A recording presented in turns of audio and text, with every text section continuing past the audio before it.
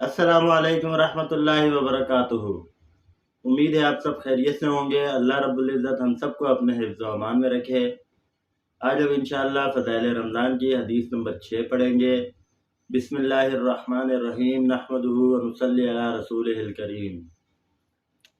حضور صلی اللہ علیہ وسلم کا ارشاد ہے کہ 3 آدمیوں کی دعا رد نہیں ہوتی: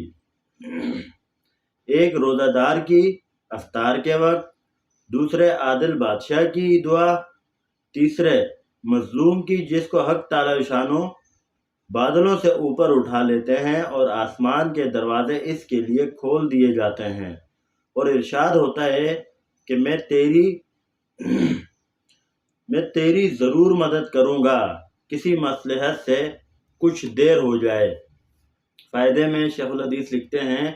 در منصور میں حضرت عائشہ رضی اللہ تعالی عنہا سے نقل کیا ہے، جب رمضان آتا تھا تو نبی کریم صلی اللہ علیہ وسلم کا رنگ بدل جاتا تھا اور نماز میں اضافہ ہو جاتا تھا اور دعا میں بہت عاجزی فرماتے تھے اور خوف غالب ہو جاتا تھا۔ دوسری روایت میں فرماتی ہیں کہ رمضان کے ختم تک بستر پر تشریف نہیں لاتے تھے۔ ایک روایت میں ہے کہ حق تعالی شانو رمضان میں عرش کے اٹھانے والے فرشتوں کو حکم فرما دیتے ہیں کہ اپنی اپنی عبادت چھوڑ دو اور روزے داروں کی دعا پر آمین کہا کرو۔ بہت سی روایات سے رمضان کی دعا کا خصوصیت سے قبول ہونا معلوم ہوتا ہے، اور یہ بے تردد بات ہے کہ جب اللہ کا وعدہ ہے اور سچے رسول صلی اللہ علیہ وسلم کا نقل کیا ہوا ہے تو اس کے پورا ہونے میں کچھ تردد نہیں، لیکن اس کے بعد بھی بعض لوگ کسی غرض کے لیے دعا کرتے ہیں مگر وہ کام نہیں ہوتا، تو اس سے یہ نہیں سمجھ لینا چاہیے کہ وہ دعا قبول نہیں ہوئی، بلکہ دعا کے قبول ہونے کے معنی سمجھ لینا چاہیے۔ نبی کریم صلی اللہ علیہ وسلم کا ارشاد ہے کہ جب مسلمان دعا کرتا ہے بشرطیکہ قطع رحمی یا کسی گناہ کی دعا نہ کرے تو حق تعالی شانو کے یہاں سے 3 چیزوں میں اسے ایک چیز ضرور ملتی ہے، یا خود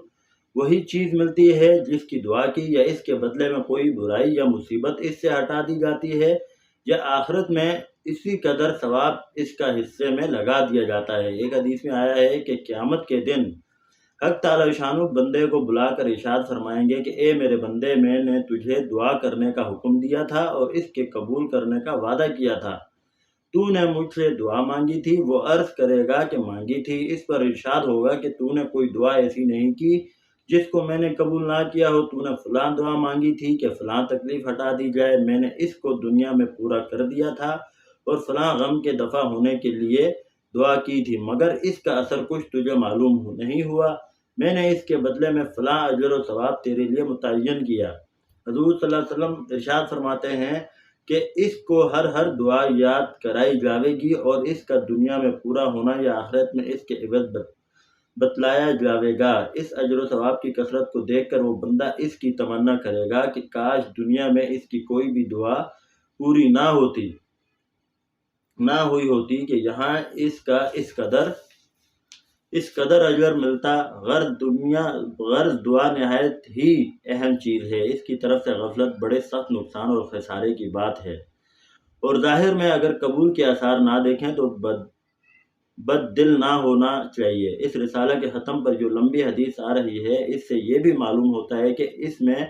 بھی حق تعالی شانو بندے ہی کے مسالے پر نظر فرماتے ہیں، اگر اس کے لیے اس چیز کا عطا فرمانا مصلحت ہوتا تو مرحمت فرماتے ہیں، ورنہ نہیں۔ یہ بھی اللہ کا بڑا احسان ہے کہ ہم لوگ بسا اوقات اپنی نافہمی سے ایسی چیز مانگتے ہیں جو ہمارے مناسب نہیں ہوتی۔ اس کے ساتھ دوسری ضروری اور اہم بات قابل لحاظ یہ ہے کہ بہت سے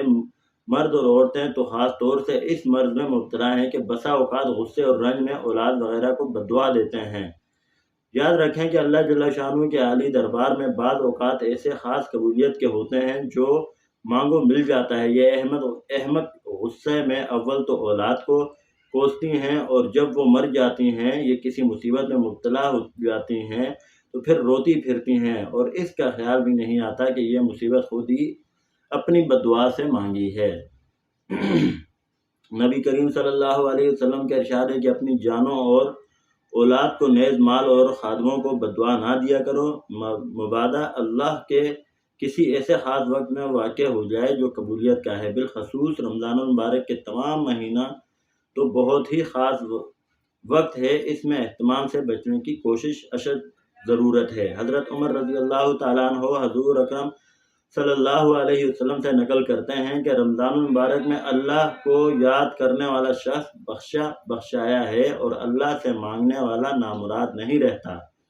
حضرت ابن مسعود رضی اللہ تعالیٰ عنہ کی ایک روایت سے ترغیب میں نقل کیا ہے کہ رمضان کی ہر رات میں ایک منادی پکارتا ہے کہ اے خیر کی تلاش کرنے والے متوجہ ہو اور آگے بڑھ، اور اے برائی کے طلبگار بس کر اور آنکھیں کھول۔ اس کے بعد وہ فرشتہ کہتا ہے کہ مغفرت کا چاہنے والا ہے کہ اس کی مغفرت کی جائے، کوئی توبہ کرنے والا ہے کہ اس کی توبہ قبول کی جائے، کوئی دعا کرنے والا ہے کہ اس کی دعا قبول کی جائے، کوئی مانگنے والا ہے کہ اس کا سوال پورا کیا جائے۔ اس سب کے بعد یہ امر بھی نہایت ضروری اور قابل لحاظ ہے کہ دعا کے قبول ہونے کے لیے کچھ شرائط بھی وارد ہوئی ہیں کہ ان کے فوت ہونے سے بسا اوقات دعا رد کر دی جاتی ہے۔ بن جملہ ان کے حرام غذا ہے کہ اس کی وجہ سے بھی دعا رد ہو جاتی ہے۔ نبی کریم صلی اللہ علیہ وسلم کا ارشاد ہے کہ بہت سے پریشان حال آسمان کی طرف ہاتھ کھینچ کر دعا مانگتے ہیں اور یا رب کرتے ہیں، مگر کھانا حرام، پینا حرام، لباس حرام، ایسی حالت میں کہاں دعا قبول ہو سکتی ہے؟ معمر خین نے لکھا ہے کہ کوفہ میں مستجاب الدعا لوگوں کی ایک جماعت تھی۔ جب کوئی حاکم ان پر مسلط ہوتا اس لیے بددعا کرتے وہ ہلاک ہو جاتا۔ حجاج ظالم کا جب وہاں تسلط ہوا تو اس نے ایک دعوت کی جس میں ان حضرات کو خاص طور سے شریک کیا، اور جب کھانے سے فارغ ہو چکے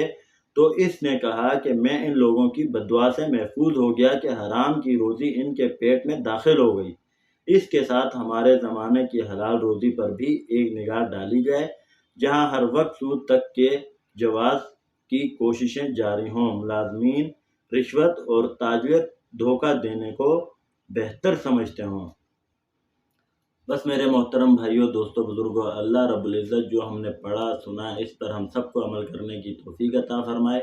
اور اس کو دوسروں کو دعوت دینے کی توفیق عطا فرمائے۔ اپنا خیال رکھیے گا، ہمیں دعاؤں میں یاد رکھیے گا۔ السلام علیکم ورحمۃ اللہ وبرکاتہ۔